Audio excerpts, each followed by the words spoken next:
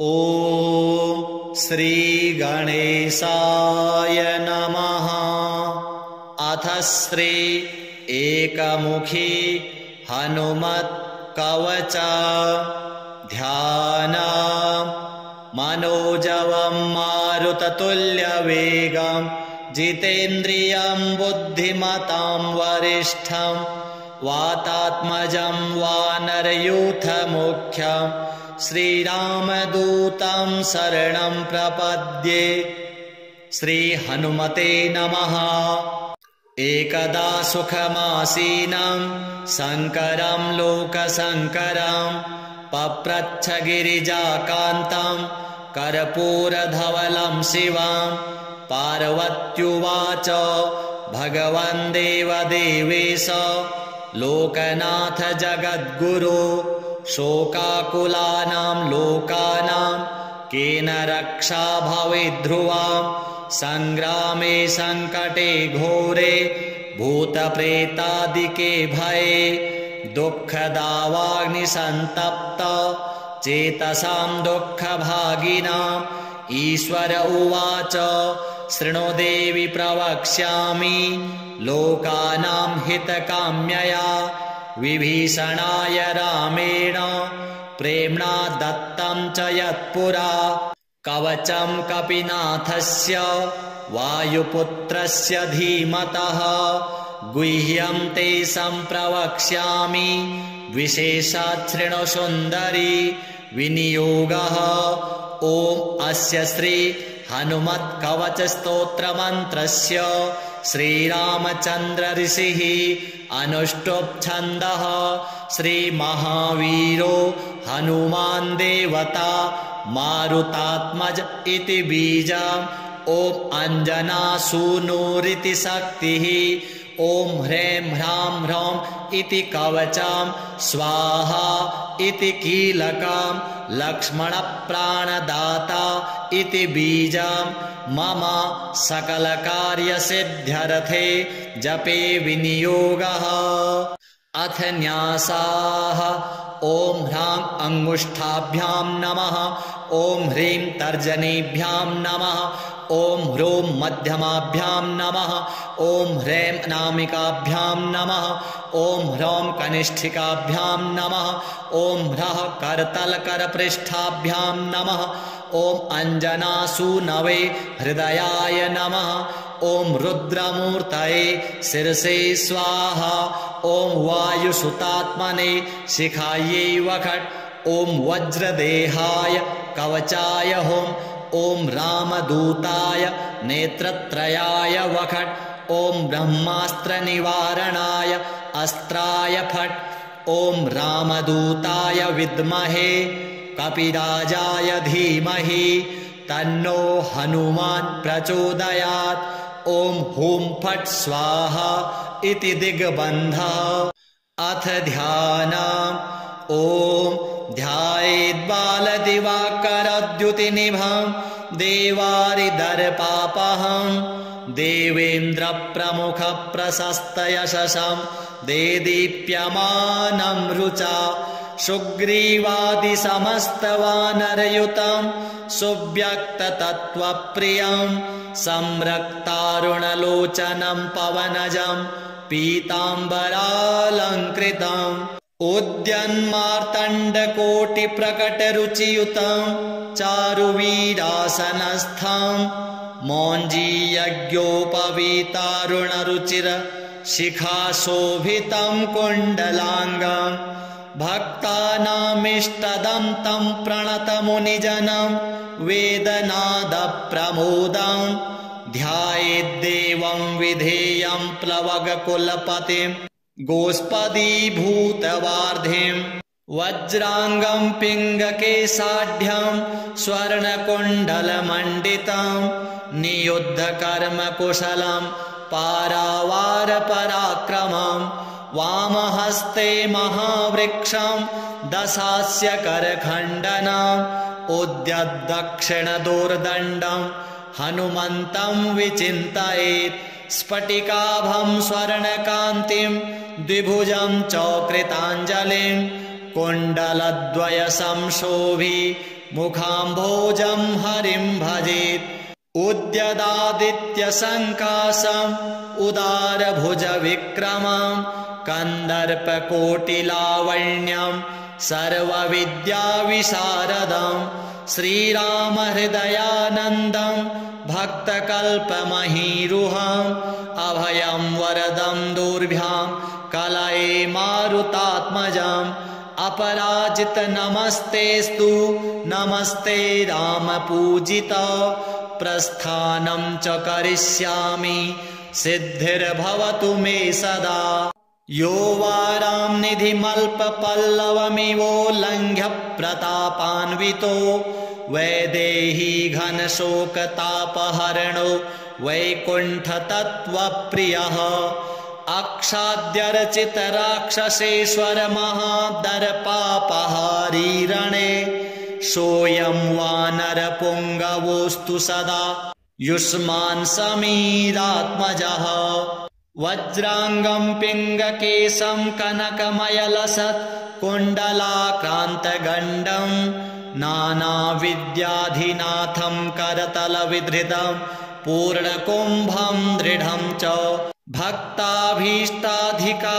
विदधति च सदा सर्वदा सुप्रसन्नं त्रैलोक्यत्राणकारं सकलभुवनगं रामदूतं नमामि उद्यल्लाङ्गूलकेशप्रलयजलधरं भीममूर्तिं कपीन्द्रं वन्दे रामाघ्रिपद्मभ्रमरपरिवृतं तत्त्वसारं प्रसन्नं वज्राङ्गं वज्ररूपं कनकमयलसत् कुण्डलाक्रान्तगण्डं दम्भोलिस्तम्भसारप्रहरणं विकटं भूतरक्षोधिनाथं वामे करे वैरिभयं वहन्तं शैलं च दक्षे निजकण्ठलग्नं दधानमासाद्य सुवर्णवर्णं भजेज्ज्वलत्कुण्डलरामदूतं पद्मरागमणिकुण्डलत्विषा पाटलीकृतकपोलमण्डलं दिव्यगेहकदलीवनान्तरे भावयामि पवमाननन्दनम् ईश्वर उवाच इति वदति विशेषात् राघवो राक्षसेन्द्रं प्रमुदितवरचित्तो रावणस्यानुजोः रघुवरवरदूतं पूजयामास भूयः स्तुतिभिरकृतार्थः स्वं परं मन्यमानः वन्दे विद्युद्वलयशुभगस्वर्णयज्ञोपवीतं कर्णद्वन्द्वे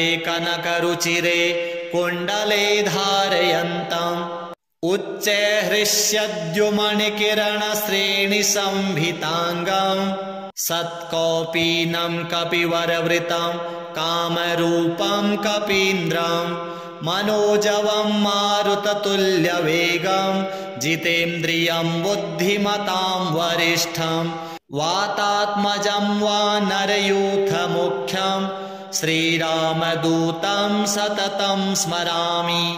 ॐ नमो भगवते हृदयाय नमः।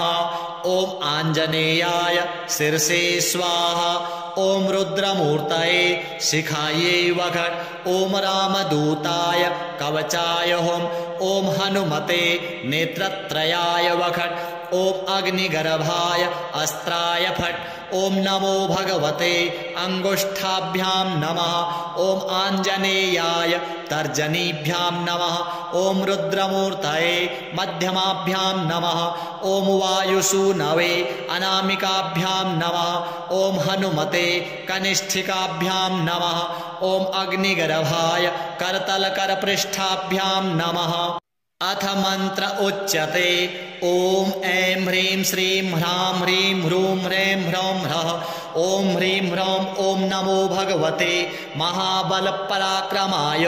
भूतप्रेतपिशाचशाकिनी डाकिनी यक्षिणी पूतना मारी महामारी भैरव यक्ष वेताल राक्षस ग्रह राक्षसादिकं क्षणेन हन हन भञ्जय भञ्जय मारय मारय शिक्षय शिक्षय महामाहेश्वर रुद्रावतार दातार हुं फट् स्वाहा। ॐ नमो भगवते हनुमदाख्याय रुद्राय सर्वदुष्टजनमुखस्तम्भनं कुरु कुरु ह्रां ह्रीं ह्रूं ठं ठं ठं फट् स्वाहा।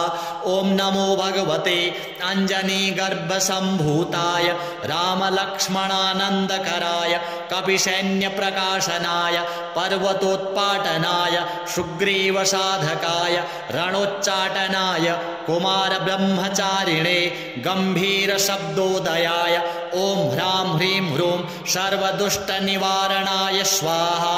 ॐ नमो हनुमते सर्वग्रहानुभूत भविष्यवर्तमानान् दूरस्थान् समीपस्थान् सर्वकालदुष्टदुर्बुद्धीनुच्चाटयोच्चाटय परबलानि क्षोभय क्षोभय मम सर्वकार्यं साधय साधय हनुमते। ॐ ह्रां ह्रीं ह्रूं फट् देहि। ॐ शिवं सिद्धं ह्रां ह्रीं ह्रूं ह्रौं स्वाहा। ॐ नमो हनुमते परकृतान् तन्त्रमन्त्र पराहंकार भूत प्रेत पिशाच परदृष्टि सर्वविघ्न दुर्जन चेटक विधान सर्वग्रहान् निवारय निवारय वध वध पच पच दल दल किल किल सर्वकुयन्त्राणि दुष्टवाचं फट् स्वाहा। ॐ नमो हनुमते पाहि पाहि एहि एहि एहि सर्वग्रहभूतानां साकिनी डाकिनीनां विषं दुष्टानां सर्वविषयान् आकर्षय आकर्षय मर्दय मर्दय भेदय भेदय मृत्युमुत्पाटयोत्पाटय शोषय शोषय ज्वल ज्वल प्रज्वल प्रज्वल भूतमण्डलं प्रेतमण्डलं पिशाचमण्डलं निराशय निराशय भूतज्वर प्रेतज्वर चातुर्थिक ज्वर विषम ज्वर माहेश्वर ज्वरान् छिन्धि छिन्धि भिन्धि भिन्धि अक्षिशूल वक्षशूल शरोभ्यन्तरशूल गुल्मशूल पित्तशूल ब्रह्मराक्षसकुल परकुल नागकुल विषं नाशय नाशय निर्विषं कुरु कुरु फट् स्वाहा। ॐ ह्रीं सर्वदुष्टग्रहान् निवारय फट् स्वाहा। ॐ नमो हनुमते पवनपुत्राय वैश्वानरमुखाय हन हन पापदृष्टिं षड्दृष्टिं हन हन हनुमदाज्ञया स्फुर स्फुर फट् स्वाहा। श्रीराम उवाच हनुमान् पूर्वतः पातु दक्षिणे पवनात्मजः प्रतीच्यां पातु रक्षोघ्नः उत्तरस्यामब्धिपारगः उदीच्यामूर्ध्वगः पातु केसरी प्रियनन्दनः अधश्च विष्णुभक्तस्तु पातु मध्ये च पावनिः अवान्तरदिशः पातु सीताशोकविनाशनः लङ्काविदाहकः पातु सर्वापद्भ्यो निरन्तरं सुग्रीवसचिवः पातु मस्तकं वायुनन्दनः भालं पातु महावीरो भ्रुवो मध्ये निरन्तरं नेत्रे छायापहारी च पातु न प्लवगेश्वरः कपोलकर्णमूले तु पातु श्रीरामकिङ्करः नासाग्रे अञ्जनासूनुर्वक्त्रं पातु हरीश्वरः वाचं रुद्रप्रियः पातु जिह्वां पिङ्गललोचनः पातु दन्तान् फाल्गुनेष्टश्चिबुकं दैत्यप्राणहृत् ओष्ठं रामप्रियः पातु चिबुकं दैत्यकोटिहृत् पातु कण्ठं च दैत्यारि स्कन्धौ पातु सुरार्चितः भुजौ पातु महातेजः करौ तु चरणायुधः नखान्नखायुधः पातु कुक्षिं पातु कपीश्वरः वक्षो मुद्रापहारी च पातु पार्श्वे भुजायुधः लङ्काविभञ्जनः पातु पृष्ठदेशे निरन्तरं नाभिं च रामदूतस्तु कटिं पात्वनिलात्मजः गुह्यं पातु महाप्राज्ञः सृक्किणी च शिवप्रियः उरु च जानुनी पातु लङ्काप्रासादभञ्जनः जङ्घे पातु महाबाहुर्गुल्फौ पातु महाबलः अचलोद्धारकः पातु पादौ भास्करसन्निभः पादान्ते सर्वसत्त्वाढ्यः पातु पादाङ्गुलिस्तथा सर्वाङ्गानि महावीरः पातु रोमाणि चात्मवान् हनुमत्कवचं यस्तु पठेद्विद्वान् विचक्षणः स एव पुरुषश्रेष्ठो भक्तिं मुक्तिं च विन्दति त्रिकालमेककालं वा पठेन्मासत्रयं सदा सर्वान् रिपून् क्षणे जित्वा सपुत्रान् श्रियमाप्नुयात् मध्यरात्रे जले स्थित्वा 7 वारं पठेद्यदि क्षयापस्मारकुष्ठादि तापत्रय निवारणम् आर्किवारे स्वत्थमूले स्थित्वा पठति यः पुमान् अचलां श्रियमाप्नोति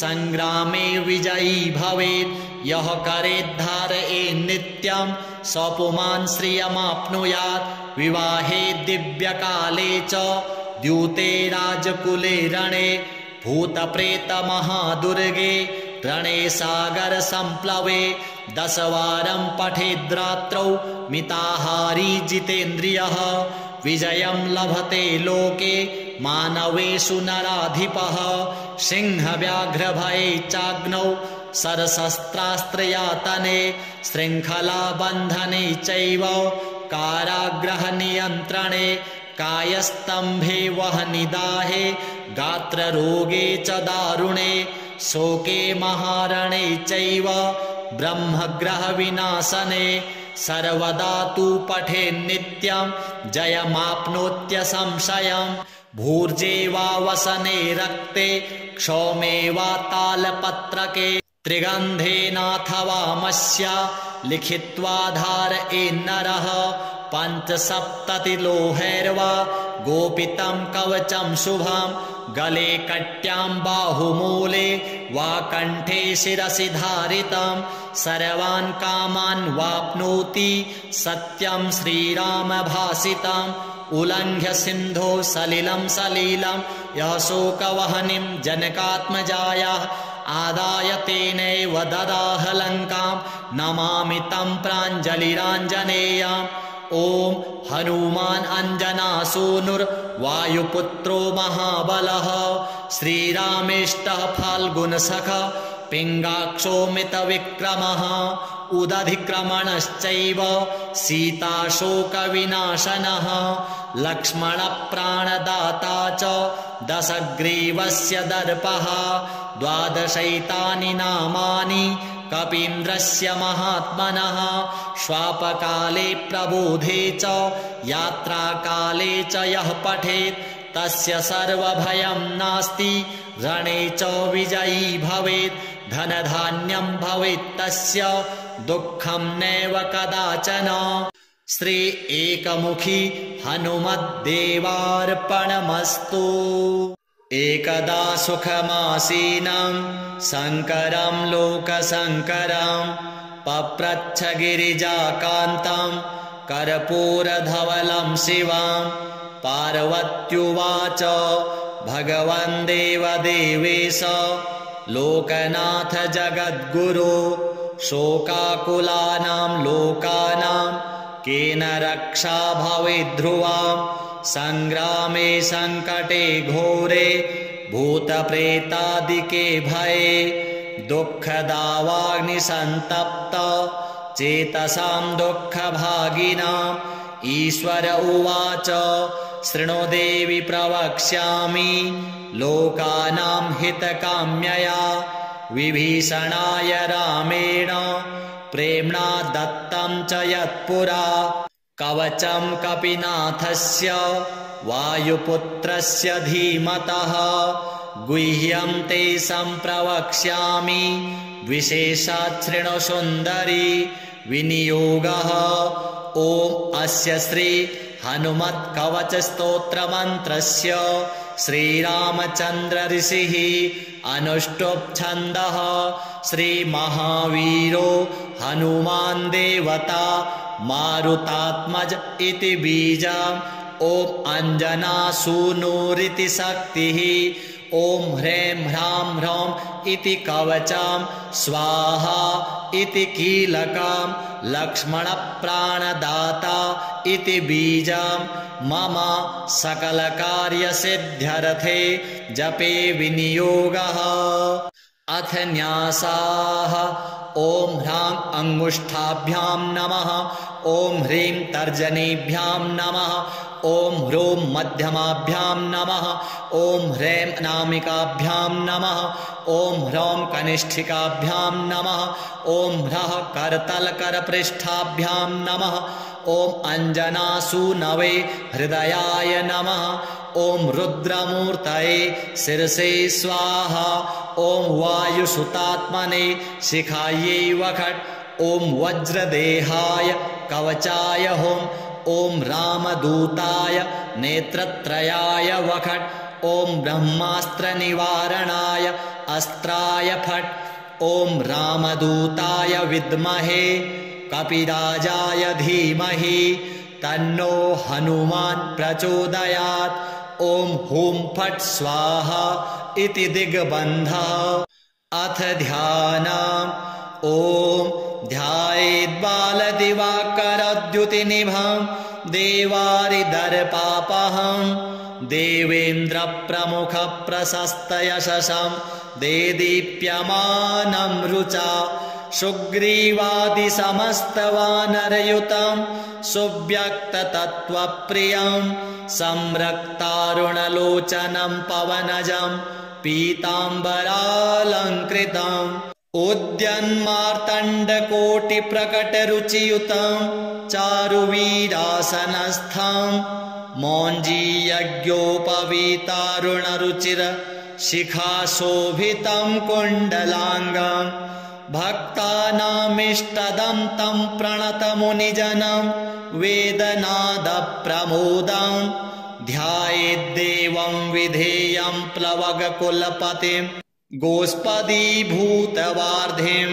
वज्राङ्गं पिङ्गकेशाढ्यं स्वर्णकुण्डलमण्डितं नियुद्धकर्मकुशलं पारावारपराक्रमं वामहस्ते महावृक्षं दशास्य करखण्डनम् उद्यद्दक्षिणदोर्दण्डं हनुमन्तं विचिन्तयेत् स्फटिकाभं स्वर्णकान्तिं द्विभुजं चकृताञ्जलिं कुण्डलद्वयसंशोभि मुखाम्भोजं हरिं भजेत् उद्यदादित्यसङ्काशम् उदारभुजविक्रमं कन्दर्पकोटिलावण्यं सर्वविद्याविशारदं श्रीरामहृदयानन्दं भक्तकल्पमहीरुहम् अभयं वरदं दुर्भ्यां कलये मारुतात्मजम्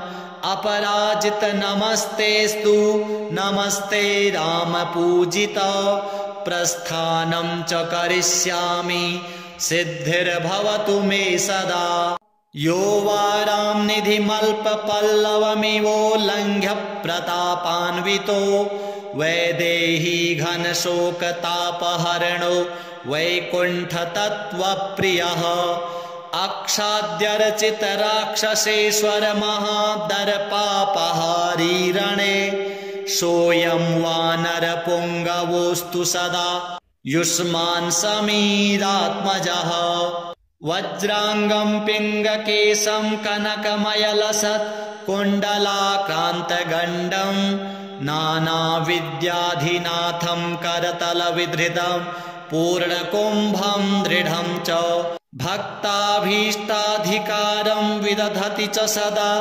सर्वदा सुप्रसन्नं त्रैलोक्यत्राणकारं सकलभुवनगं रामदूतं नमामि उद्यल्लाङ्गूलकेशप्रलयजलधरं भीममूर्तिं कपीन्द्रं वन्दे रामाघ्रिपद्मभ्रमरपरिवृतं तत्त्वसारं प्रसन्नं वज्राङ्गं वज्ररूपं कनकमयलसत् कुण्डलाक्रान्तगण्डं दम्भोलिस्तम्भसारप्रहरण विकटं भूतरक्षोधिनाथं वामे करे वैरिभयं वहन्तं शैलं च दक्षे निजकण्ठलग्नं दधानमासाद्य सुवर्णवर्णं भजेज्ज्वलत्कुण्डलरामदूतं पद्मरागमणिकुण्डलत्विषा पाटलीकृतकपोलमण्डलम् दिव्यगेहकदलीवनान्तरे भावयामि पवमाननन्दनम्। ईश्वर उवाच इति वदति विशेषात् राघवो राक्षसेन्द्रम् प्रमुदितवरचित्तो रावणस्यानुजोः रघुवरवरदूतं पूजयामास भूयः स्तुतिभिरकृतार्थः स्वं परं मन्यमानः।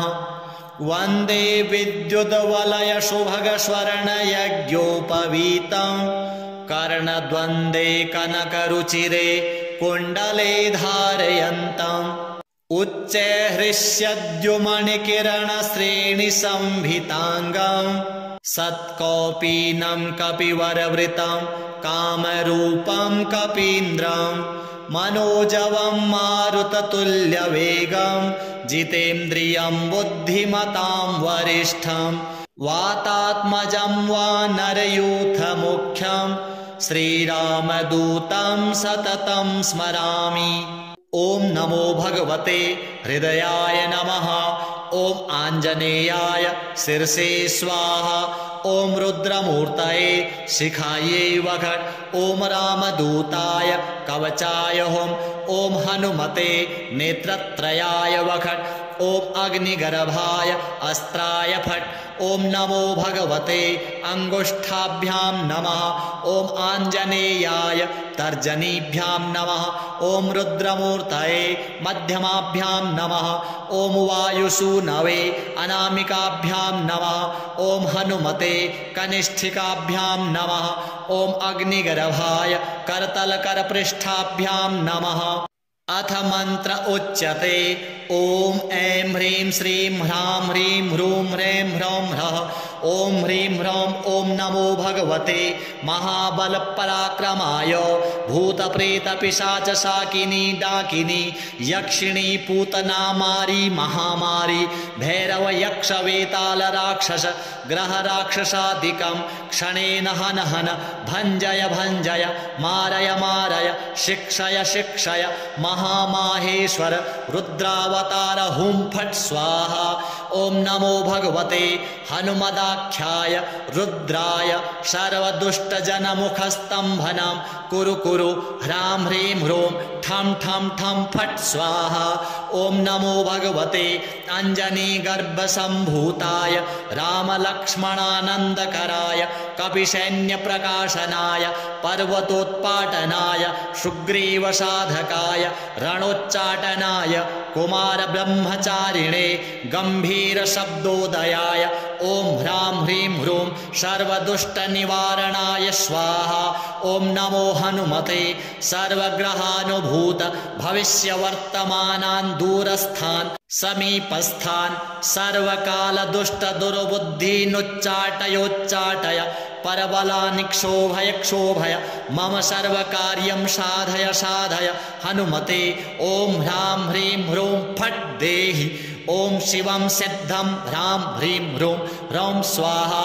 ओम नमो हनुमते परकृतान् तंत्र मंत्र पराहंकार भूत प्रेत पिशाच परदृष्टि सर्वविघ्न दुर्जन चेतक विधान सर्वग्रहान् निवारय निवारय वध वध पच पच दल दल किल किल सर्वकुयंत्राणि दुष्टवाचं फट् स्वाहा। ओम नमो हनुमते पाहि पाहि एहि एहि एहि सर्वग्रहभूतानां साकिनी डाकिनीनां विषं दुष्टानां सर्वविषयान् आकर्षय आकर्षय मर्दय मर्दय भेदय भेदय मृत्युमुत्पाटयोत्पाटय शोषय शोषय ज्वल ज्वल प्रज्वल प्रज्वल भूतमण्डलं प्रेतमण्डलं पिशाचमण्डलं निराशय निराशय भूतज्वर प्रेतज्वर चातुर्थिक ज्वर विषम ज्वर माहेश्वर ज्वरान् छिन्धि छिन्धि भिन्धि भिन्धि अक्षिशूल वक्षशूल शरोभ्यंतरशूल गुल्मशूल पित्तशूल ब्रह्म राक्षस कुल परकुल नाग कुल विषम नाशय नाशय निर्विषं कुरु कुरु फट् स्वाहा। ॐ ह्रीं सर्वदुष्टग्रहान् निवारय फट् स्वाहा। ॐ नमो हनुमते पवनपुत्राय वैश्वानरमुखाय हन हन पापदृष्टिं षड्दृष्टिं हन हन हनुमदाज्ञया स्फुर स्फुर फट् स्वाहा। श्रीराम उवाच हनुमान् पूर्वतः पातु दक्षिणे पवनात्मजः प्रतीच्यां पातु रक्षोघ्नः उत्तरस्यामब्धिपारगः उदीच्यामूर्ध्वगः पातु केसरी प्रियनन्दनः अधश्च विष्णुभक्तस्तु पातु मध्ये च पावनिः अवान्तरदिशः पातु सीताशोकविनाशनः लङ्काविदाहकः पातु सर्वापद्भ्यो निरन्तरं सुग्रीवसचिवः पातु मस्तकं वायुनन्दनः भालं पातु महावीरो भ्रुवो मध्ये निरन्तरं नेत्रे छायापहारी च पातु न प्लवगेश्वरः कपोलकर्णमूले तु पातु श्रीरामकिङ्करः नासाग्रे अञ्जनासूनुर्वक्त्रं पातु हरीश्वरः वाचं रुद्रप्रियः पातु जिह्वां पिङ्गललोचनः पातु दन्तान् फाल्गुनेष्टश्चिबुकं दैत्यप्राणहृत् ओष्ठं रामप्रियः पातु चिबुकं दैत्यकोटिहृत् पातु कण्ठं च दैत्यारि स्कन्धौ पातु सुरार्चितः भुजौ पातु महातेजः करौ तु चरणायुधः नखान्नखायुधः पातु कुक्षिं पातु कपीश्वरः वक्षो मुद्रापहारी च पातु पार्श्वे भुजायुधः लङ्काविभञ्जनः पातु पृष्ठदेशे निरन्तरं नाभिं च रामदूतस्तु कटिं पात्वनिलात्मजः गुह्यं पातु महाप्राज्ञः सृक्किणी च शिवप्रियः उरु च जानुनी पातु लङ्काप्रासादभञ्जनः जङ्घे पातु महाबाहुर्गुल्फौ पातु महाबलः अचलोद्धारकः पातु पादौ भास्करसन्निभः पादान्ते सर्वसत्त्वाढ्यः पातु पादाङ्गुलिस्तथा सर्वाङ्गानि महावीरः पातु रोमाणि चात्मवान् हनुमत्कवचं यस्तु पठेद्विद्वान् विचाक्षणः स एव पुरुषश्रेष्ठो भक्तिं मुक्तिं च विन्दति त्रिकालमेककालं वा पठेन्मासत्रयं सदा सर्वान् रिपून् क्षणे जित्वा सपुत्रान् श्रियमाप्नुयात् मध्यरात्रे जले स्थित्वा सप्तवारं पठेद्यदि क्षयापस्मारकुष्ठादि तापत्रयनिवारणम् आर्किवारे स्वत्थमूले स्थित्वा पठति यः पुमान् अचलां श्रियमाप्नोति संग्रामे विजयी भवेत् यः करेद्धारयेन्नित्यं स पुमान् श्रियमाप्नुयात् विवाहे दिव्यकाले च द्यूते राजकुले रणे भूतप्रेतमहादुर्गे रणे सागरसम्प्लवे 10 वारं पठेद्रात्रौ मिताहारी जितेन्द्रियः विजयं लभते लोके मानवेषु नराधिपः सिंहव्याघ्रभये चाग्नौ सरशस्त्रास्त्रयातने शृङ्खलाबन्धने चैव कारागृहनियन्त्रणे कायस्तम्भे वह्निदाहे गात्ररोगे च दारुणे शोके महारणे चैव ब्रह्मग्रहविनाशने सर्वदा तु पठेन्नित्यं जयमाप्नोत्यसंशयम् भूर्जे वा वसने रक्ते क्षौमे वा तालपत्रके त्रिगन्धेनाथवा मस्या लिखित्वा धारयेन्नरः 5-7 लोहैर्वा गोपितं कवचं शुभं गले कट्यां बाहुमूले वा कण्ठे शिरसि धारितं सर्वान् कामान् वाप्नोति सत्यं श्रीरामभासितम् उल्लङ्घ्य सिन्धो सलिलं सलीलं यः शोकवह्निं जनकात्मजायाः आदाय तेनैव ददाह लङ्कां नमामि तं प्राञ्जलिराञ्जनेयम् ॐ हनुमान् अञ्जनासूनुर्वायुपुत्रो महाबलः श्रीरामेष्टः फाल्गुनसखः पिङ्गाक्षो मितविक्रमः उदधिक्रमणश्चैव सीताशोकविनाशनः लक्ष्मणप्राणदाता च दशग्रीवस्य दर्पः 12 नामानि कपीन्द्रस्य महात्मनः श्वापकाले प्रबोधे च यात्राकाले च यः पठेत् तस्य सर्वभयं नास्ति रणे च विजयी भवेत् धनधान्यं भवेत् तस्य दुःखं नैव कदाचन श्री एकमुखी हनुमद्देवार्पणमस्तु।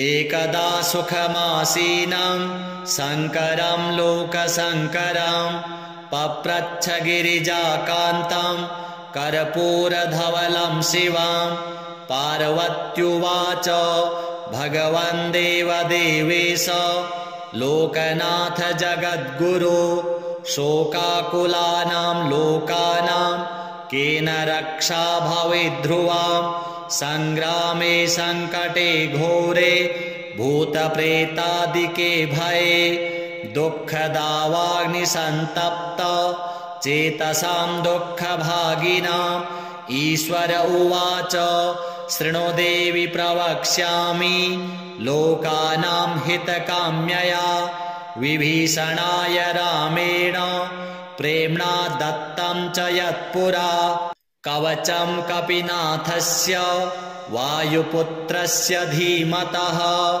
गुह्यं ते सम्प्रवक्ष्यामि विशेषात् शृणु सुन्दरी विनियोगः ॐ अस्य श्री हनुमत्कवच स्तोत्रमन्त्रस्य श्रीरामचन्द्र ऋषिः अनुष्टुप् छन्दः श्रीमहावीरो हनुमान् देवता मारुतात्मज इति बीजम् ॐ अञ्जनासूनुरिति शक्तिः ॐ ह्रीं ह्रां ह्रौं इति कवचं स्वाहा इति कीलकं लक्ष्मणप्राणदाता इति बीजं मम सकलकार्यसिद्ध्यर्थे जपे विनियोगः अथ न्यासाः ॐ ह्रां अंगुष्ठाभ्यां नमः ॐ ह्रीं तर्जनीभ्यां नमः ॐ ह्रूं मध्यमाभ्यां नमः ॐ ह्रैं अनामिकाभ्यां नमः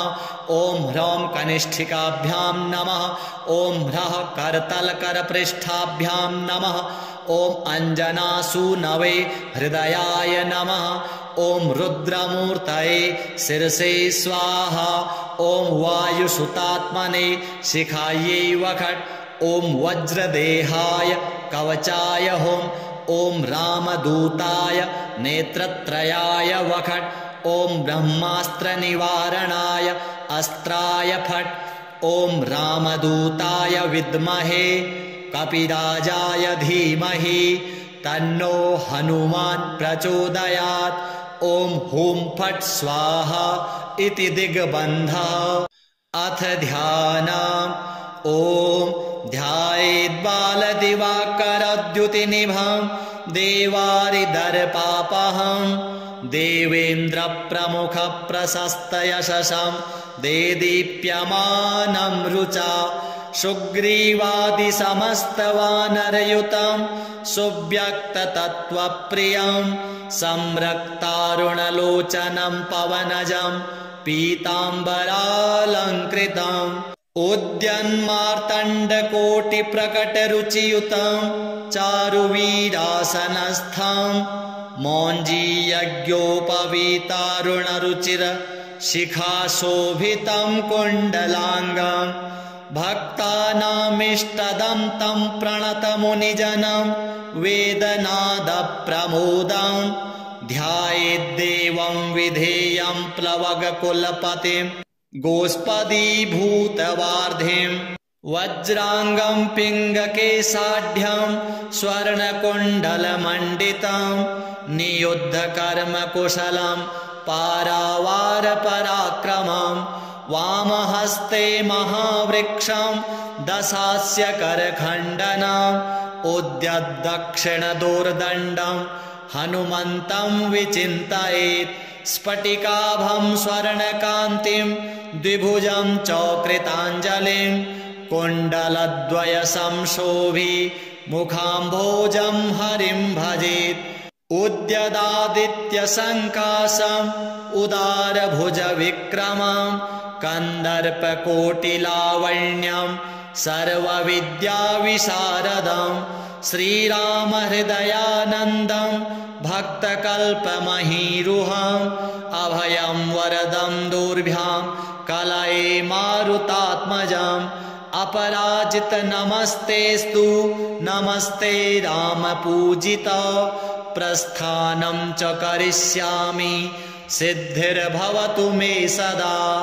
यो वारां निधिमल्पपल्लवमिवोल्लङ्घ्य प्रतापान्वितो वैदेही घनशोकतापहरणो वैकुण्ठतत्त्वप्रियः अक्षाद्यर्चितराक्षसेश्वर महादर्पापहारी रणे सोऽयं वानरपुङ्गवोऽस्तु सदा युष्मान् समीरात्मजः वज्राङ्गं पिङ्गकेशं कनकमयलसत् कुण्डलाक्रान्तगण्डं नानाविद्याधिनाथं करतलविधृतं पूर्णकुम्भं दृढं च भक्ताभीष्टाधिकारं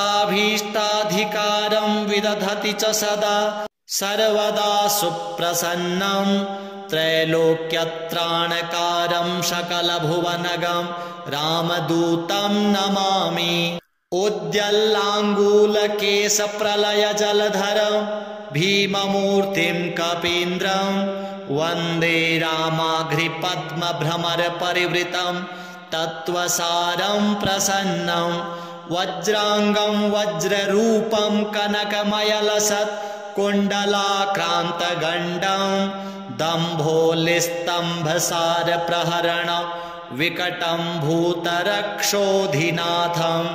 वामे करे वैरिभयं वहन्तं शैलं च दक्षे निजकण्ठलग्नं दधानमासाद्य सुवर्णवर्णं भजेज्ज्वलत्कुण्डलरामदूतं पद्मरागमणिकुण्डलत्विषा पाटलीकृतकपोलमण्डलं दिव्यगेहकदलीवनान्तरे भावयामि पवमाननन्दनम् ईश्वर उवाच इति वदति विशेषात् राघवो राक्षसेन्द्रं प्रमुदितवरचित्तो रावणस्यानुजोः रघुवरवरदूतं पूजयामास भूयः स्तुतिभिरकृतार्थः स्वं परं मन्यमानः वन्दे विद्युद्वलयशुभगस्वर्णयज्ञोपवीतं कर्णद्वन्द्वे कनकरुचिरे कुण्डले धारयन्तम् उच्चैःहृष्यद्युमणिकिरणश्रेणिसंभिताङ्गं सत्कौपीनं कपिवरवृतं कामरूपं कपीन्द्रं मनोजवं मारुततुल्यवेगं जितेन्द्रियं बुद्धिमतां वरिष्ठं वातात्मजं वानरयूथमुख्यं श्रीरामदूतं सततं स्मरामि। ओम नमो भगवते हृदयाय नमः। ओम आंजनेयाय शिरसे स्वाहा। ओम रुद्रमूर्तये शिखायै वखट्। ओम रामदूताय कवचाय हुम्। ओम हनुमते नेत्रत्रयाय वखट्। ओम अग्निगर्भाय अस्त्राय फट्। ओम नमो भगवते अंगुष्ठाभ्यां नमः। ओम आंजनेयाय तर्जनीभ्यां नमः। ओम रुद्रमूर्तये मध्यमाभ्यां नमः। ओम वायुसूनवे अनामिकाभ्यां नमः। ओम हनुमते कनिष्ठिकाभ्यां नमः। ओम अग्निगर्भाय करतलकरपृष्ठाभ्यां नमः। अथ मंत्र उच्यते ओम ऐं ह्रीं श्रीं ह्रां ह्रीं ह्रूं ह्रैं ह्रौं ह्रः ॐ ह्रीं ह्रौं ॐ नमो भगवते महाबलपराक्रमाय भूतप्रेतपिशाचशाकिनी डाकिनी यक्षिणी पूतना मारी महामारी भैरव यक्ष वेताल राक्षस ग्रह राक्षसादिकं क्षणेन हन हन भञ्जय भञ्जय मारय मारय शिक्षय शिक्षय महामाहेश्वर रुद्रावतार हुं फट् स्वाहा। ॐ नमो भगवते हनुमदाख्याय रुद्राय सर्वदुष्टजनमुखस्तम्भनं कुरु कुरु ह्रां ह्रीं ह्रूं ठं ठं ठं फट् स्वाहा। ॐ नमो भगवते अञ्जनीगर्भसम्भूताय रामलक्ष्मणानन्दकराय कपिसैन्यप्रकाशनाय पर्वतोत्पाटनाय सुग्रीवसाधकाय रणोच्चाटनाय कुमारब्रह्मचारिणे गम्भीरशब्दोदयाय ॐ ह्रां ह्रीं ह्रूं सर्वदुष्टनिवारणाय स्वाहा। ॐ नमो हनुमते सर्वग्रहानुभूत भविष्यवर्तमानान् दूरस्थान् समीपस्थान् सर्वकालदुष्टदुर्बुद्धीनुच्चाटयोच्चाटय परबलानि क्षोभय क्षोभय मम सर्वकार्यं साधय साधय हनुमते। ॐ ह्रां ह्रीं ह्रूं फट् देहि। ॐ शिवं सिद्धं ह्रां ह्रीं ह्रूं ह्रौं स्वाहा। ॐ नमो हनुमते परकृतान् तन्त्रमन्त्र पराहंकार भूत प्रेत पिशाच परदृष्टि सर्वविघ्न दुर्जन चेतक विधान सर्वग्रहान् निवारय निवारय वध वध पच पच दल दल किल किल सर्वकुयन्त्राणि दुष्टवाचं फट् स्वाहा। ॐ नमो हनुमते पाहि पाहि एहि एहि एहि सर्वग्रहभूतानां साकिनी डाकिनीनां विषं दुष्टानां सर्वविषयान् आकर्षय आकर्षय मर्दय मर्दय भेदय भेदय मृत्युमुत्पाटयोत्पाटय शोषय शोषय ज्वल ज्वल प्रज्वल प्रज्वल भूतमण्डलं प्रेतमण्डलं पिशाचमण्डलं निराशय निराशय भूतज्वर प्रेतज्वर चातुर्थिकज्वर विषमज्वर माहेश्वर ज्वरान् छिन्धि छिन्धि भिन्धि भिन्धि अक्षिशूल वक्षशूल शरोभ्यन्तरशूल गुल्मशूल पित्तशूल ब्रह्मराक्षसकुल परकुल नागकुल विषं नाशय नाशय निर्विषं कुरु कुरु फट् स्वाहा। ॐ ह्रीं सर्वदुष्टग्रहान् निवारय फट् स्वाहा। ॐ नमो हनुमते पवनपुत्राय वैश्वानरमुखाय हन हन पापदृष्टिं षड्दृष्टिं हन हन हनुमदाज्ञया स्फुर स्फुर फट् स्वाहा।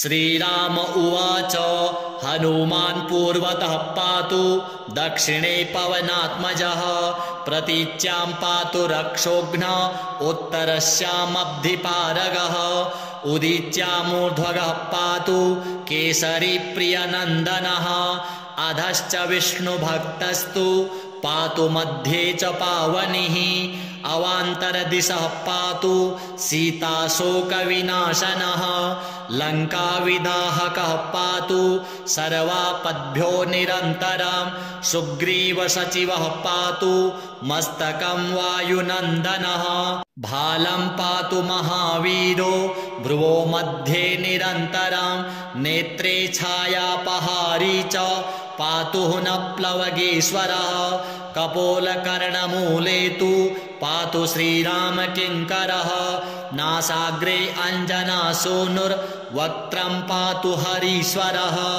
वाचं रुद्रप्रियः पातु जिह्वां पिङ्गललोचनः पातु दन्तान् फाल्गुनेष्टश्चिबुकं दैत्यप्राणहृत् ओष्ठं रामप्रियः पातु चिबुकं दैत्यकोटिहृत् पातु कण्ठं च दैत्यारि स्कन्धौ पातु सुरार्चितः भुजौ पातु महातेजः करौ तु चरणायुधः नखान्नखायुधः पातु कुक्षिं पातु कपीश्वरः वक्षो मुद्रापहारी च पातु पार्श्वे भुजायुधः लङ्काविभञ्जनः पातु पृष्ठदेशे निरन्तरं नाभिञ्च रामदूतस्तु कटिं पात्वनिलात्मजः गुह्यं पातु महाप्राज्ञः सृक्किणी च शिवप्रियः उरु च जानुनी पातु लंका प्रासाद भंजनः जंघे पातु महाबाहुर्गुल्फौ पातु महाबलः अचलोद्धारकः पातु पादौ भास्कर सन्निभः पादान्ते सर्वसत्त्वाढ्य पातु पादाङ्गुलिस्तथा सर्वाङ्गानि महावीरः पातु रोमाणि चात्मवान् हनुमत्कवचं यस्तु पठेद् विद्वान् विचक्षणः स एव पुरुषश्रेष्ठो भक्तिं मुक्तिं च विन्दति त्रिकालमेककालं वा पठेन्मासत्रयं सदा सर्वान् रिपून् क्षणे जित्वा स्वपुत्रान् श्रियमाप्नुयात् मध्यरात्रे जले स्थित्वा सप्तवारं पठेद्यदि क्षयापस्मारकुष्ठादि तापत्रय निवारणम् आर्किवारे स्वत्थमूले स्थित्वा पठति यः पुमान् अचलां श्रियमाप्नोति संग्रामे विजयी भवेत् यः करेद्धारयेत् नित्यं स्वपुमान् श्रियमाप्नुयात् विवाहे दिव्यकाले च द्यूते राजकुले रणे भूतप्रेतमहादुर्गे रणे सागर संप्लवे 10 वारं पठेद्रात्रौ मिताहारी जितेन्द्रियः विजयं लभते लोके मानवेषु नराधिपः सिंहव्याघ्रभये चाग्नौ सरशस्त्रास्त्रयातने शृङ्खलाबन्धने चैव कारागृहनियन्त्रणे कायस्तम्भे वह्निदाहे गात्ररोगे च दारुणे शोके महारणे चैव ब्रह्मग्रहविनाशने सर्वदा तु पठेन्नित्यं जयमाप्नोत्यसंशयम् भूर्जे वा वसने रक्ते क्षौमे वा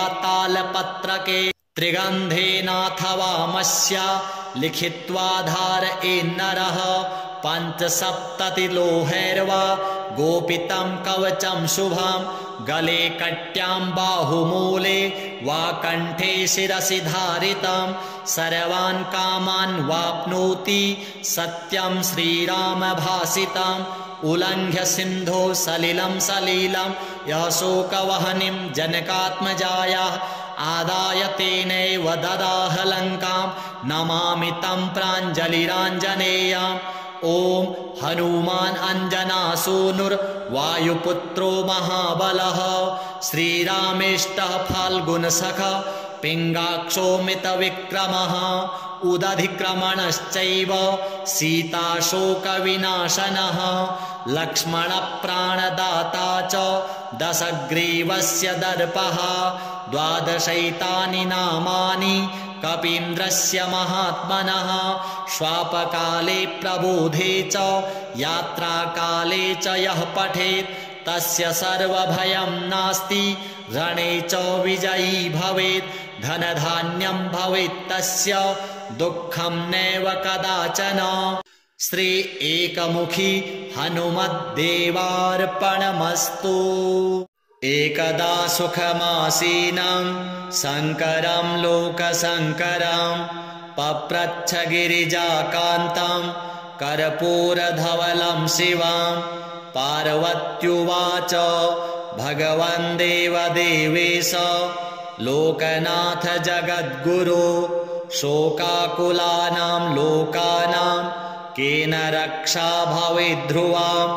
संग्रामे संकटे घोरे भूतप्रेतादिके भये दुःखदावाग्निसन्तप्त चेतसां दुःखभागिनाम् ईश्वर उवाच शृणु देवि प्रवक्ष्यामि लोकानां हितकाम्यया विभीषणाय रामेण प्रेम्णा दत्तं च यत्पुरा कवचं कपिनाथस्य वायुपुत्रस्य धीमतः गुह्यं ते सम्प्रवक्ष्यामि विशेषात् शृणु सुन्दरी विनियोगः ॐ अस्य श्री हनुमत्कवचस्तोत्रमन्त्रस्य श्रीरामचन्द्र ऋषिः अनुष्टुप् छन्दः श्रीमहावीरो हनुमान् देवता मारुतात्मज इति बीजम् ॐ अञ्जनासूनुरिति शक्तिः ॐ ह्रीं ह्रां ह्रौं इति कवचं स्वाहा इति कीलकं लक्ष्मणप्राणदाता इति बीजं मम सकलकार्यसिद्ध्यर्थे जपे विनियोगः। अथ न्यासाः ॐ ह्रां अङ्गुष्ठाभ्यां नमः ॐ ह्रीं तर्जनीभ्यां नमः ॐ ह्रूं मध्यमाभ्यां नमः ॐ ह्रीं अनामिकाभ्यां नमः ॐ ह्रौं कनिष्ठिकाभ्यां नमः ॐ ह्रः करतलकरपृष्ठाभ्यां नमः ॐ अञ्जनासूनवे हृदयाय नमः ॐ रुद्रमूर्तये शिरसे स्वाहा ॐ वायुसुतात्मने शिखायै वखट् ॐ वज्रदेहाय कवचाय हुं ॐ रामदूताय नेत्रत्रयाय वखट् ॐ ब्रह्मास्त्रनिवारणाय अस्त्राय फट् ॐ रामदूताय विद्महे कपिराजाय धीमहि तन्नो हनुमान् प्रचोदयात् ॐ हुं फट् स्वाहा इति दिग्बन्धः। अथ ध्यानम् ॐ ध्यायेद्बालदिवाकरद्युतिनिभं देवारिदर्पापहं देवेन्द्रप्रमुखप्रशस्तयशसं देदीप्यमानं रुचा सुग्रीवादिसमस्तवानरयुतं सुव्यक्ततत्त्वप्रियं संरक्तारुणलोचनं पवनजं पीताम्बरालङ्कृतम् उद्यन्मार्तण्डकोटिप्रकटरुचियुतं चारुवीरासनस्थं मौञ्जीयज्ञोपवीतारुणरुचिर शिखाशोभितं कुण्डलाङ्गं भक्तानामिष्टदं तं प्रणतमुनिजनं वेदनादप्रमोदं ध्यायेद्देवं विधेयं प्लवगकुलपतिं गोष्पदीभूतवार्धिं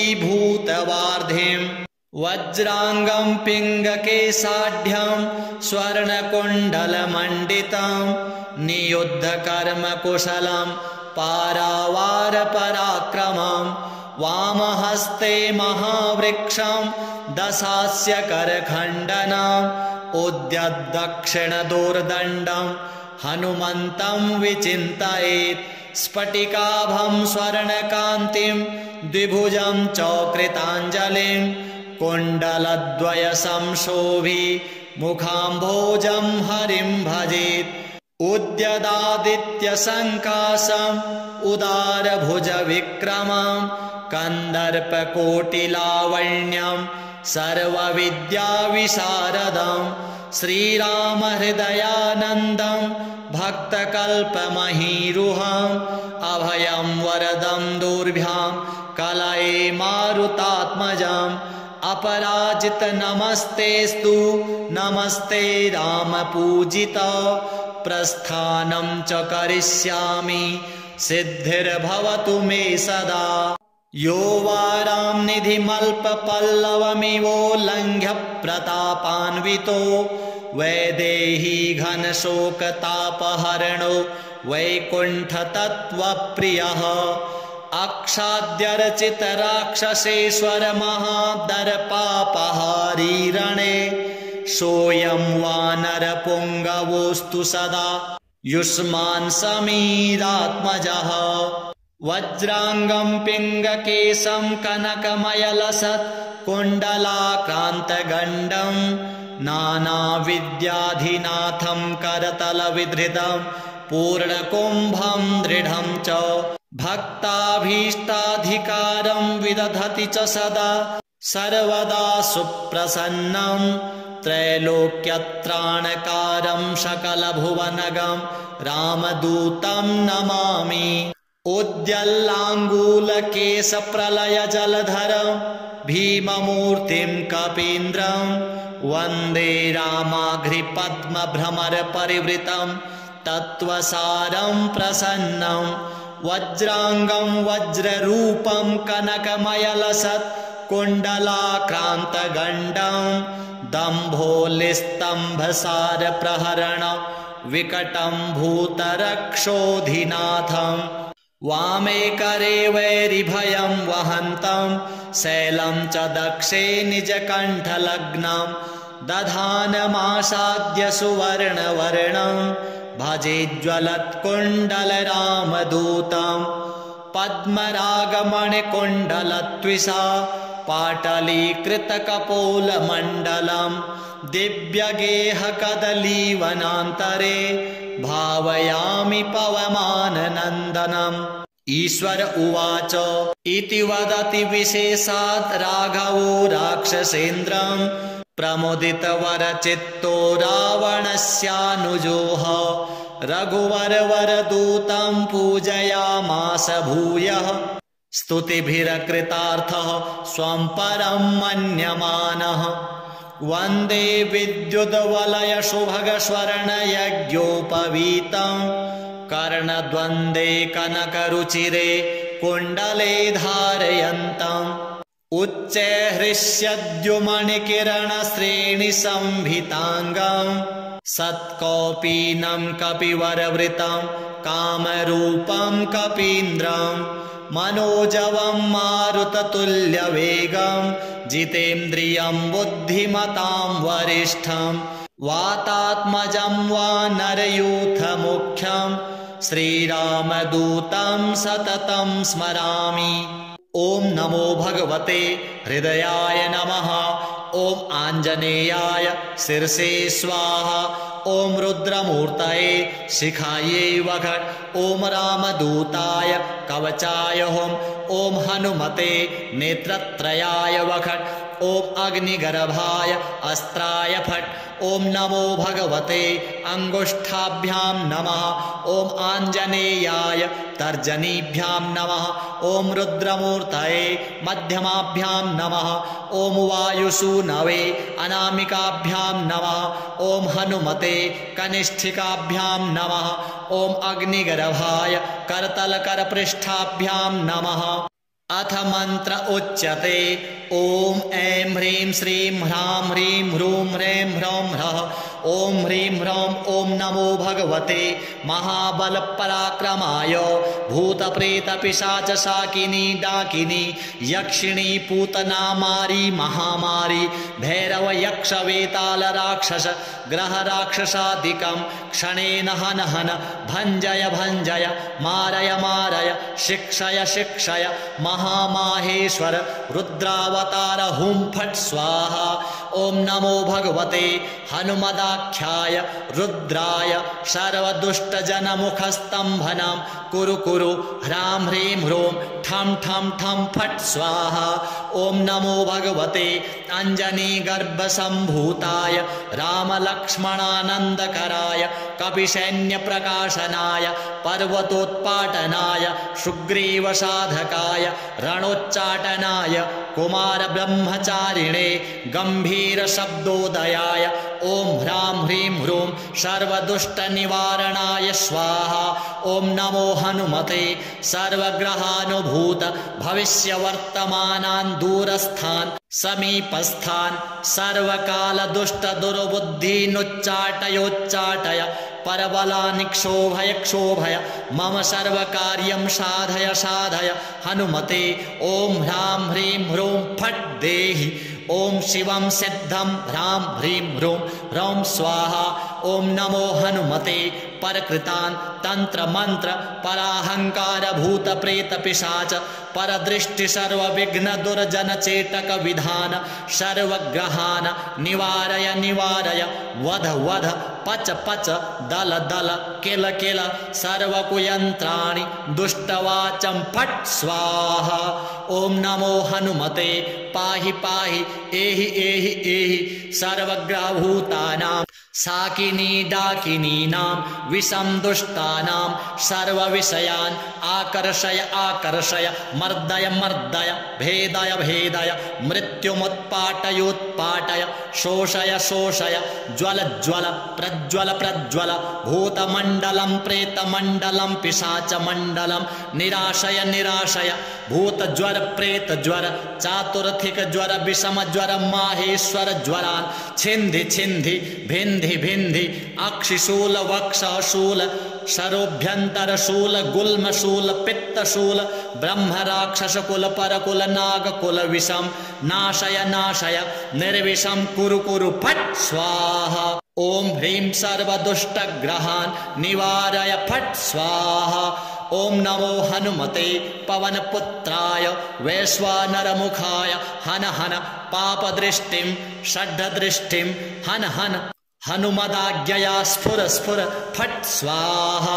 श्रीराम उवाच हनुमान् पूर्वतः पातु दक्षिणे पवनात्मजः प्रतीच्यां पातु रक्षोघ्न उत्तरस्यामब्धिपारगः उदीच्यामूर्ध्वगः पातु केसरी प्रियनन्दनः अधश्च विष्णुभक्तस्तु पातु मध्ये च पावनिः अवान्तरदिशः पातु सीताशोकविनाशनः लङ्काविदाहकः पातु सर्वापद्भ्यो निरन्तरं सुग्रीवसचिवः पातु मस्तकं वायुनन्दनः भालं पातु महावीरो भ्रुवो मध्ये निरन्तरं नेत्रे छायापहारी च पातु न प्लवगेश्वरः कपोलकर्णमूले तु पातु श्रीरामकिङ्करः नासाग्रे अञ्जनासूनुर्वक्त्रं पातु हरीश्वरः वाचं रुद्रप्रियः पातु जिह्वां पिङ्गललोचनः पातु दन्तान् फाल्गुनेष्टश्चिबुकं दैत्यप्राणहृत् ओष्ठं रामप्रियः पातु चिबुकं दैत्यकोटिहृत् पातु कण्ठं च दैत्यारि स्कन्धौ पातु सुरार्चितः भुजौ पातु महातेजः करौ तु चरणायुधः नखान्नखायुधः पातु कुक्षिं पातु कपीश्वरः वक्षो मुद्रापहारी च पातु पार्श्वे भुजायुधः लङ्काविभञ्जनः पातु पृष्ठदेशे निरन्तरं नाभिं च रामदूतस्तु कटिं पात्वनिलात्मजः गुह्यं पातु महाप्राज्ञः सृक्किणी च शिवप्रियः उरु च जानुनी पातु लङ्काप्रासादभञ्जनः जङ्घे पातु महाबाहुर्गुल्फौ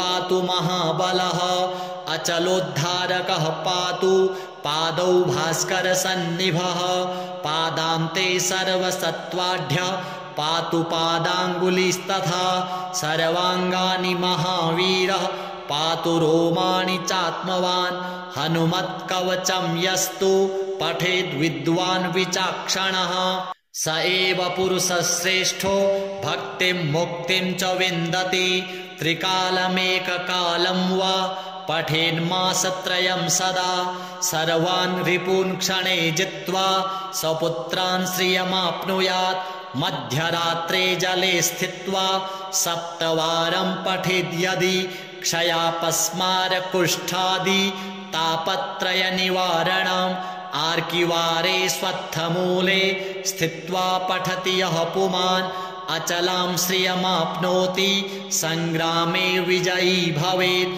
यः करेद्धारयेत् नित्यं स्वपुमान् श्रियमाप्नुयात् विवाहे दिव्यकाले च द्यूते राजकुले रणे भूतप्रेतमहादुर्गे रणे सागर संप्लवे 10 वारं पठेद्रात्रौ मिताहारी जितेन्द्रियः विजयं लभते लोके मानवेषु नराधिपः सिंहव्याघ्रभये चाग्नौ सरशस्त्रास्त्रयातने शृङ्खलाबन्धने चैव कारागृहनियन्त्रणे कायस्तम्भे वह्निदाहे गात्ररोगे च दारुणे शोके महारणे चैव ब्रह्मग्रहविनाशने सर्वदा तु पठेन्नित्यं जयमाप्नोत्यसंशयम् भूर्जेवावसने रक्ते क्षौमे वा तालपत्रके त्रिगन्धेनाथवामस्य लिखित्वा धारयेन्नरः पञ्चसप्ततिलोहैर्वा गोपितं कवचं शुभं गले कट्यां बाहुमूले वा कण्ठे शिरसि धारितं सर्वान् कामान् वाप्नोति सत्यं श्रीरामभासितम् उल्लङ्घ्य सिन्धो सलिलं सलीलं यः शोकवहनिं जनकात्मजायाः आदाय तेनैव ददाह लङ्कां नमामि तं प्राञ्जलिराञ्जनेयम् ॐ हनुमान् अञ्जनासूनुर्वायुपुत्रो महाबलः श्रीरामेष्टः फाल्गुनसखः पिङ्गाक्षोमितविक्रमः उदधिक्रमणश्चैव सीताशोकविनाशनः लक्ष्मणप्राणदाता च दशग्रीवस्य दर्पः द्वादशैतानि नामानि कपीन्द्रस्य महात्मनः श्वापकाले प्रबोधे च यात्राकाले च यः पठेत् तस्य सर्वभयं नास्ति रणे च विजयी भवेत् धनधान्यं भवेत् तस्य दुःखं नैव कदाचन श्री एकमुखी हनुमद्देवार्पणमस्तु। एकदा सुखमासीनं शङ्करं लोकशङ्करं पप्रच्छ गिरिजाकान्तं कर्पूरधवलं शिवं पार्वत्युवाच भगवन् देवदेवेश लोकनाथ जगद्गुरो शोकाकुलानां लोकानां केन रक्षा भवेद्ध्रुवां संग्रामे संकटे घोरे भूतप्रेतादिके भये दुःखदावाग्निसन्तप्त चेतसां दुःखभागिनाम् ईश्वर उवाच शृणु देवि प्रवक्ष्यामि लोकानां हितकाम्यया विभीषणाय रामेण प्रेम्णा दत्तं च यत्पुरा कवचं कपिनाथस्य वायुपुत्रस्य धीमतः गुह्यं ते सम्प्रवक्ष्यामि विशेषात् शृणु सुन्दरी विनियोगः ॐ अस्य श्री हनुमत्कवचस्तोत्रमन्त्रस्य श्रीरामचन्द्र ऋषिः अनुष्टुप् छन्दः श्रीमहावीरो हनुमान् देवता मारुतात्मज इति बीजम् ॐ अञ्जनासूनुरिति शक्तिः ॐ ह्रीं ह्रां ह्रौं इति कवचं स्वाहा इति कीलकं लक्ष्मणप्राणदाता इति बीजं मम सकलकार्यसिद्ध्यर्थे जपे विनियोगः अथ न्यासाः ॐ ह्रां अङ्गुष्ठाभ्यां नमः ॐ ह्रीं तर्जनीभ्यां नमः ॐ ह्रूं मध्यमाभ्यां नमः ॐ ह्रैं अनामिकाभ्यां नमः ॐ ह्रौं कनिष्ठिकाभ्यां नमः ॐ ह्रः करतलकरपृष्ठाभ्यां नमः ॐ अञ्जनासूनवे हृदयाय नमः ॐ रुद्रमूर्तये शिरसे स्वाहा ॐ वायुसुतात्मने शिखायै वखट् ॐ वज्रदेहाय कवचाय हुं ॐ रामदूताय नेत्रत्रयाय वखट् ॐ ब्रह्मास्त्रनिवारणाय अस्त्राय फट् ॐ रामदूताय विद्महे कपिराजाय धीमहि तन्नो हनुमान् प्रचोदयात् ॐ हुं फट् स्वाहा इति दिग्बन्धः अथ ध्यानम् ॐ ध्यायेद्बालदिवाकरद्युतिनिभं देवारिदर्पापहं देवेन्द्रप्रमुखप्रशस्तयशसं देदीप्यमानं रुचा सुग्रीवादिसमस्तवानरयुतं सुव्यक्ततत्त्वप्रियं संरक्तारुणलोचनं पवनजं पीताम्बरालङ्कृतम् उद्यन्मार्तण्डकोटिप्रकटरुचियुतं चारुवीरासनस्थं मौञ्जीयज्ञोपवीतारुणरुचिर शिखाशोभितं कुण्डलाङ्गं भक्तानामिष्टदं तं प्रणतमुनिजनं वेदनादप्रमोदं ध्यायेद्देवं विधेयं प्लवगकुलपतिं गोष्पदीभूतवार्धिं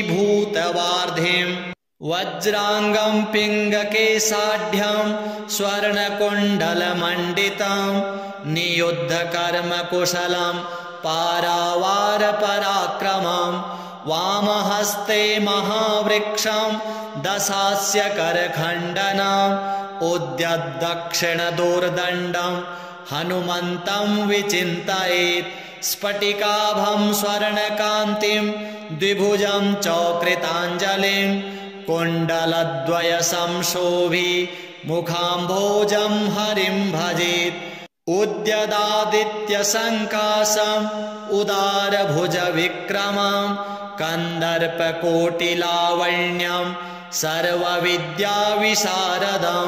श्रीरामहृदयानन्दं भक्तकल्पमहीरुहम् अभयं वरदं दुर्भ्यां कलये मारुतात्मजम् अपराजित नमस्तेस्तु नमस्ते रामपूजित प्रस्थानं च करिष्यामि सिद्धिर्भवतु मे सदा यो वारां निधिमल्पपल्लवमिवोल्लङ्घ्य प्रतापान्वितो वैदेही घनशोकतापहरणो वैकुण्ठतत्त्वप्रियः अक्षाद्यर्चितराक्षसेश्वर महादर्पापहारी रणे सोऽयं वानरपुङ्गवोऽस्तु सदा युष्मान् समीरात्मजः वज्राङ्गं पिङ्गकेशं कनकमयलसत् कुण्डलाक्रान्तगण्डं नानाविद्याधिनाथं करतलविधृतं पूर्णकुम्भं दृढं च भक्ताभीष्टाधिकारं विदधति च सदा सर्वदा सुप्रसन्नं त्रैलोक्यत्राणकारं सकलभुवनगं रामदूतं नमामि उद्यल्लाङ्गूलकेशप्रलयजलधरं भीममूर्तिं कपीन्द्रं वन्दे रामाघ्रिपद्मभ्रमरपरिवृतं तत्त्वसारं प्रसन्नं वज्राङ्गं वज्ररूपं कनकमयलसत् कुण्डलाक्रान्तगण्डं दम्भोलिस्तम्भसारप्रहरण विकटं भूतरक्षोधिनाथं वामे करे वैरिभयं वहन्तं शैलं च दक्षे निजकण्ठलग्नं दधानमासाद्य सुवर्णवर्णं भजेज्ज्वलत्कुण्डलरामदूतं पद्मरागमणिकुण्डलत्विषा पाटलीकृतकपोलमण्डलं दिव्यगेहकदलीवनान्तरे भावयामि पवमाननन्दनम् ईश्वर उवाच इति वदति विशेषात् राघवो राक्षसेन्द्रं प्रमुदितवरचित्तो रावणस्यानुजोः रघुवरवरदूतं पूजयामास भूयः स्तुतिभिरकृतार्थः स्वं परं मन्यमानः वन्दे विद्युद्वलयशुभगस्वर्णयज्ञोपवीतं कर्णद्वन्द्वे कनकरुचिरे कुण्डले धारयन्तम् उच्चैःहृष्यद्युमणिकिरणश्रेणिसंभिताङ्गं सत्कौपीनं कपिवरवृतं कामरूपं कपीन्द्रं मनोजवं मारुततुल्यवेगं जितेन्द्रियं बुद्धिमतां वरिष्ठं वातात्मजं वानरयूथमुख्यं श्रीरामदूतं सततं स्मरामि। ॐ नमो भगवते हृदयाय नमः। ॐ आञ्जनेयाय शिरसे स्वाहा। ॐ रुद्रमूर्तये शिखायै वषट् ॐ रामदूताय कवचाय हुम् ॐ हनुमते नेत्रत्रयाय वषट् ॐ अग्निगर्भाय अस्त्राय फट् ॐ नमो भगवते अङ्गुष्ठाभ्यां नमः ॐ आञ्जनेयाय तर्जनीभ्यां नमः ॐ रुद्रमूर्तये मध्यमाभ्यां नमः ॐ वायुसूनवे अनामिकाभ्यां नमः ॐ हनुमते कनिष्ठिकाभ्यां नमः ॐ अग्निगर्भाय करतलकरपृष्ठाभ्यां नमः। अथ मंत्र उच्यते ॐ ऐं ह्रीं श्रीं ह्रां ह्रीं ह्रूं ह्रैं ह्रौं ह्रः ॐ ह्रीं ह्रौं ॐ नमो भगवते महाबलपराक्रमाय भूतप्रेतपिशाचशाकिनी डाकिनी यक्षिणी पूतना मारी महामारी भैरव यक्ष वेताल राक्षस ग्रह राक्षसादिकं क्षणेन हन हन भञ्जय भञ्जय मारय मारय शिक्षय शिक्षय महामाहेश्वर रुद्रावतार हुं फट् स्वाहा। ॐ नमो भगवते हनुमदाख्याय रुद्राय सर्वदुष्टजनमुखस्तम्भनं कुरु कुरु ह्रां ह्रीं ह्रूं ठं ठं ठं फट् स्वाहा। ॐ नमो भगवते अञ्जनीगर्भसम्भूताय रामलक्ष्मणानन्दकराय कपिसैन्यप्रकाशनाय पर्वतोत्पाटनाय सुग्रीवसाधकाय रणोच्चाटनाय कुमारब्रह्मचारिणे गम्भीरशब्दोदयाय ॐ ह्रां ह्रीं ह्रूं सर्वदुष्टनिवारणाय स्वाहा। ॐ नमो हनुमते सर्वग्रहानुभूत भविष्यवर्तमानान् दूरस्थान् समीपस्थान् सर्वकालदुष्टदुर्बुद्धीनुच्चाटयोच्चाटय परबलानि क्षोभय क्षोभय मम सर्वकार्यं साधय साधय हनुमते ॐ ह्रां ह्रीं ह्रूं फट् देहि। ॐ शिवं सिद्धं ह्रां ह्रीं ह्रूं ह्रौं स्वाहा। ॐ नमो हनुमते परकृतान् तंत्र मंत्र पराहंकार भूत प्रेत पिशाच परदृष्टि सर्वविघ्न दुर्जन चेतक विधान सर्वग्रहान् निवारय निवारय वध वध पच पच दल दल किल किल सर्वकुयंत्राणि दुष्टवाचं फट् स्वाहा। ॐ नमो हनुमते पाहि पाहि एहि एहि एहि सर्वग्रहभूतानां साकिनी डाकिनीनां विषं दुष्टानां सर्वविषयान् आकर्षय आकर्षय मर्दय मर्दय भेदय भेदय मृत्युमुत्पाटयोत्पाटय शोषय शोषय ज्वल ज्वल प्रज्वल प्रज्वल भूतमण्डलं प्रेतमण्डलं पिशाचमण्डलं निराशय निराशय भूतज्वर प्रेतज्वर चातुर्थिक ज्वर विषम ज्वर माहेश्वर ज्वरान् छिन्धि छिन्धि भिन्धि भिन्धि अक्षिशूल वक्षशूल शरोभ्यंतरशूल गुल्मशूल पित्तशूल ब्रह्म राक्षस कुल परकुल नाग कुल विषम नाशय नाशय निर्विषम कुरु कुरु फट् स्वाहा। ॐ ह्रीं सर्वदुष्टग्रहान् निवारय फट् स्वाहा। ॐ नमो हनुमते पवनपुत्राय वैश्वानरमुखाय हन हन पापदृष्टिं षड्दृष्टिं हन हन हनुमदाज्ञया स्फुर स्फुर फट् स्वाहा।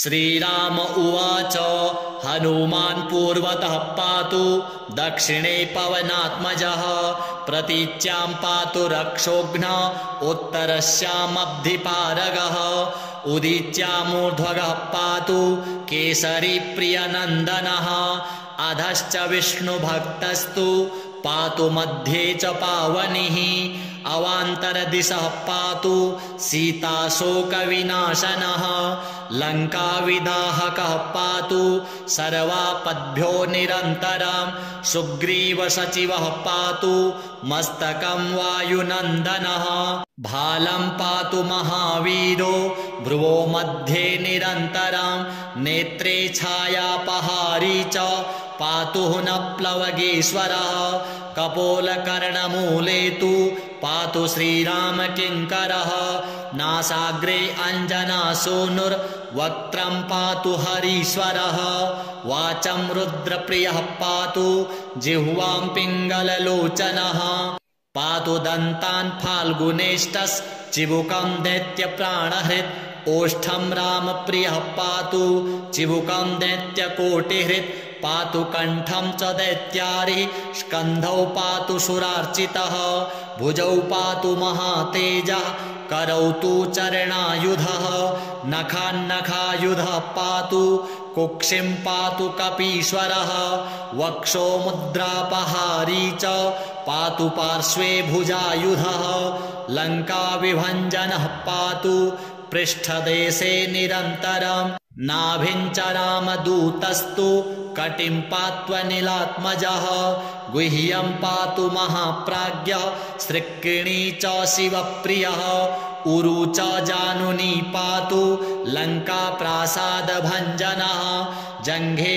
पातु महाबाहुर्गुल्फौ पातु महाबलः अचलोद्धारकः पातु पादौ भास्करसन्निभः पादान्ते सर्वसत्त्वाढ्यः पातु पादाङ्गुलिस्तथा सर्वाङ्गानि महावीरः पातु रोमाणि चात्मवान् हनुमत्कवचं यस्तु पठेद्विद्वान् विचाक्षणः स एव पुरुषश्रेष्ठो भक्तिं मुक्तिं च विन्दति त्रिकालमेककालं वा पठेन्मासत्रयं सदा सर्वान् रिपून् क्षणे जित्वा स्वपुत्रान् श्रियमाप्नुयात् मध्यरात्रे जले स्थित्वा 7 वारं पठेद्यदि क्षयापस्मारकुष्ठादि तापत्रयनिवारणम् आर्किवारे स्वत्थमूले स्थित्वा पठति यः पुमान् अचलां श्रियमाप्नोति संग्रामे विजयी भवेत् यः करेद्धारयेत् नित्यं स्वपुमान् श्रियमाप्नुयात् विवाहे दिव्यकाले च द्यूते राजकुले रणे भूतप्रेतमहादुर्गे रणे सागर संप्लवे 10 वारं पठेद्रात्रौ मिताहारी जितेन्द्रियः विजयं लभते लोके मानवेषु नराधिपः सिंहव्याघ्रभये चाग्नौ सरशस्त्रास्त्रयातने शृङ्खलाबन्धने चैव कारागृहनियन्त्रणे कायस्तम्भे वह्निदाहे गात्ररोगे च दारुणे शोके महारणे चैव ब्रह्मग्रहविनाशने सर्वदा तु पठेन्नित्यं जयमाप्नोत्यसंशयम् भूर्जे वा वसने रक्ते क्षौमे वा तालपत्रके त्रिगन्धेनाथवामस्या लिखित्वा धारयेन्नरः 5-7 लोहैर्वा गोपितं कवचं शुभं गले कट्यां बाहुमूले वा कण्ठे शिरसि धारितं सर्वान् कामान् वाप्नोति सत्यं श्रीरामभासितम् उल्लङ्घ्य सिन्धो सलिलं सलीलं यः शोकवह्निं जनकात्मजायाः आदाय तेनैव ददाह लङ्कां नमामि तं प्राञ्जलिराञ्जनेयम् ॐ हनुमान् अञ्जनासूनुर्वायुपुत्रो महाबलः श्रीरामेष्टः फाल्गुनसखः पिङ्गाक्षो मितविक्रमः उदधिक्रमणश्चैव सीताशोकविनाशनः लक्ष्मणप्राणदाता च दशग्रीवस्य दर्पः 12 नामानि कपीन्द्रस्य महात्मनः श्वापकाले प्रबोधे च यात्राकाले च यः पठेत् तस्य सर्वभयं नास्ति रणे च विजयी भवेत् धनधान्यं भवेत् तस्य दुःखं नैव कदाचन। श्री एकमुखी हनुमद्देवार्पणमस्तु।